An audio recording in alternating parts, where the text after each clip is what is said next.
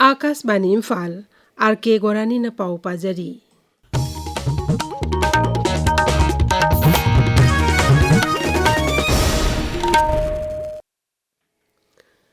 अमुक्तंग सिजिनरगा हुंदोकपा plastic सिजिनबा थिंगबगी सरुक अमा ओइना सही असिगी एप्रिल 15 ऑगस्ट 12 फाउबदा प्लास्टिक की pollen kilogram 3,700 फरगटपा ngamle haina Imphal municipal corporation की चेरोल अमना हाइरी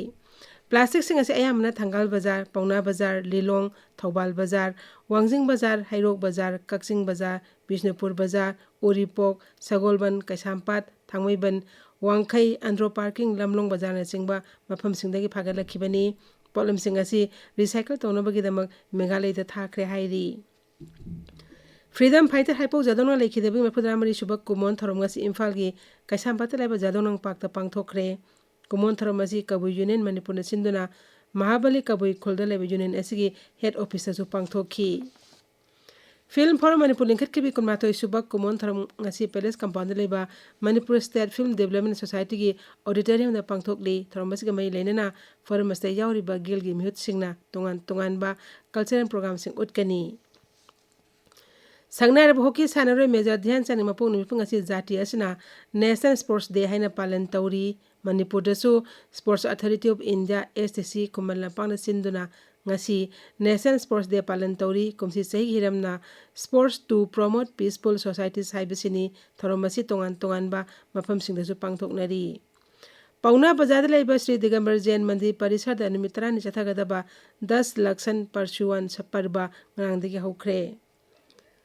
राष्ट्रपति द्रौपदी मुर्मू ngasi न्यू दिल्ली दा पब्लिक सेक्टर इंटरप्राइजेस के ओइबा स्कोप इमिनेंस अवार्ड 2019 कुलुंदो येंथोखरे राष्ट्रपति नाहाई भारत अनिंग तमलबा मतुंगदगी पब्लिक सेक्टर इंटरप्राइजिंग असिना लेबा असके सेनमिलोन फगत हनबदा अचोबो थौदांग लौरी मसिगी मथक्ता भारत के राज्यसिंग थोंगमानना चाखोट हनब होनबदा मखोइन मतेंग पांगली श्रीमती मुर्मू नाहाई उद्योग चाखोट हनबा मियाम मरक्ता अमगा थोंगमानबा पुरो हनबदसु मखोगी अचोबो थौदांग लेई थरमदुदा सेलथुंग राज्य मंत्री पंकज चौधरी यान ऑफिशियल कयासु सरुक याखी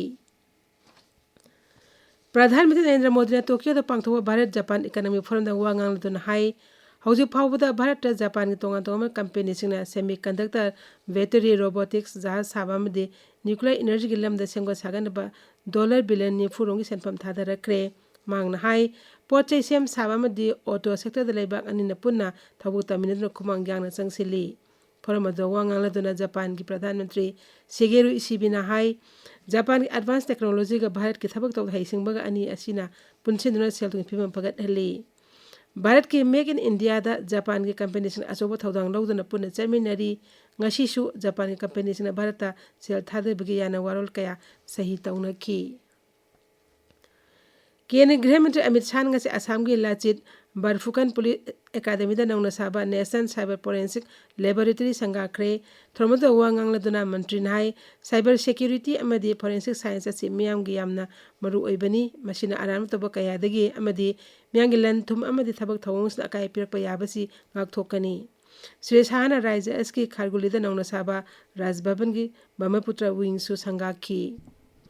निमिदावरमदा गुवाहाटीदा पांगथोकदबा पंचायत सम्मेलनदसु श्री शाह सरुक यागनी सम्मेलन असिदा पंचायत की खंगलबा मियुत लिसिंग कुन सरुक यागनी हाइरी मंत्रीना राज्य की तोंगान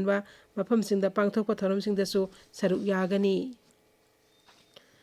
इलेक्शन कमीशन ने बिहार द पांगथोलिबा इलेक्टोरल रोल की इंटेंसिव रिविजन ड्राइव ते मियो लाख हम मरी लेनेबा चे चांगसिंग पिखलक्तबगीदम नोटिस थाखरे हाइबे मियोसिंग असे स्पेशल इंटेंसिव रिविजन दा मसागी चे चांग पिखलक्तबा अमदी मकाताना थिजिनबदा मकोइसिंग असी बांग्लादेश अमसु नेपाल दगी